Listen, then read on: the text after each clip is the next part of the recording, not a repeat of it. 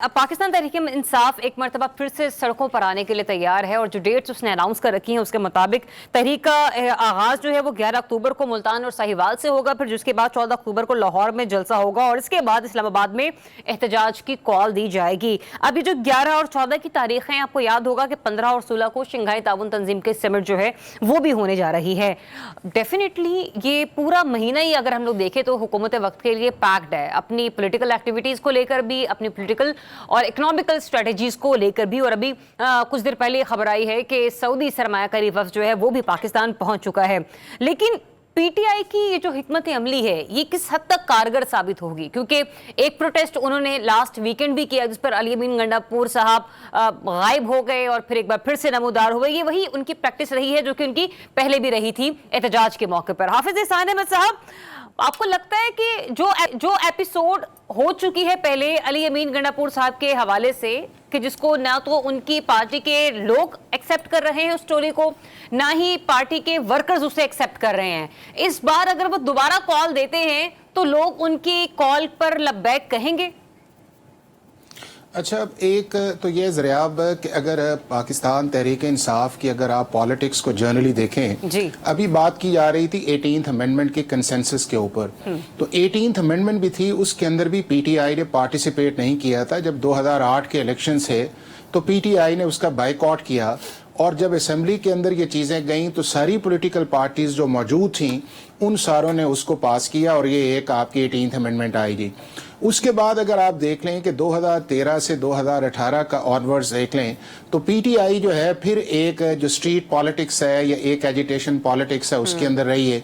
फिर अगर 2018 आप देख लें तो उसके बाद जितनी देर तक वो गवर्नमेंट के अंदर 2022 रहे हैं तो अगर उनके टोन टेनर जो है प्राइम मिनिस्टर का या उनके स्पोक्स पर्सन्स का या उनके जो पॉलिटिकल पार्टीज का है तो वो भी आपको एक कन्फ्रंटेशन वाला नजर आएगा, चाहे वो असेंबली के अंदर है चाहे असेंबली के बाहर है। और फिर 2022 से लेके अभी तक जो है 2024 से इलेक्शन तक आप देख लें तो फिर उसके अंदर भी आपको एक क्लाइमेक्स नजर आएगा।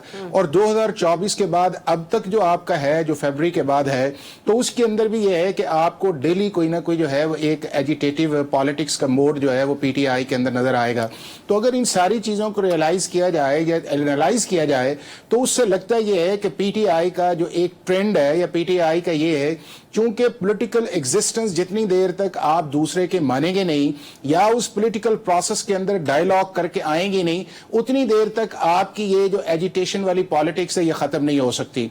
अब दूसरा ये है कि इसका फिर सहारा किस तरह लिया जाता है। उसका सहारा ये है कि अगर आप फेज 1 देखें तो फिर सहारा नजर आएगा पाकिस्तान की एस्टैब्लिशमेंट का, आपको सहारा नजर आएगा कि जिसके अंदर ये है कि आपको पता है हर आने वाले वज़ीर आज़म को, हर आने वाले नहीं ज़रियाब सुन रहे ना, अब ज़रियाब अब अब दूसरा जो है वो आपको फिर जुडिशरी का नजर आएगा।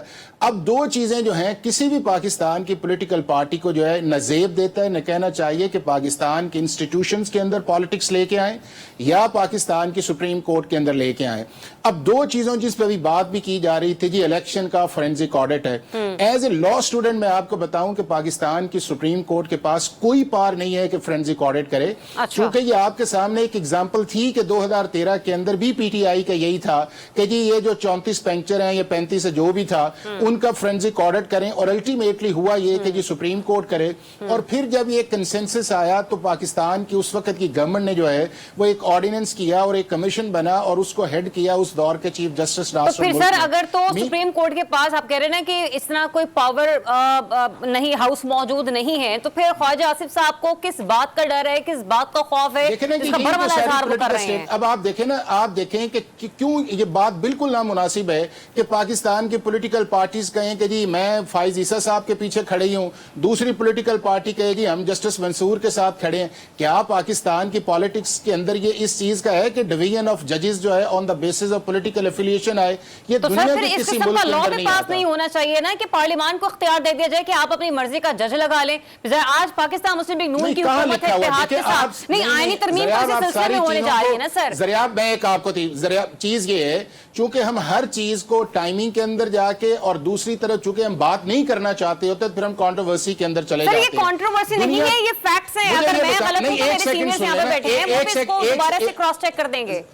एक सेकंड सुन लेना, एक सेकंड सुन। दुनिया के अंदर जो है अपॉइंटमेंट जो जुडिशल है उसके दो तरीके हैं। एक तरीका ये है कि जजेस अपनी अपॉइंटमेंट का जुडिशल कमीशन टाइप करते हैं, अच्छा। या जुडिशल कमीशन प्लस पार्लियामेंट होती है, और दूसरा दुनिया भर के जो मुमालिक है उसके अंदर ये है कि पार्लियामेंट जजेस को लगाती है। ठीक है। अब आप देखें कि 1947 से लेके चले आपने दोनों मामला बना दिए।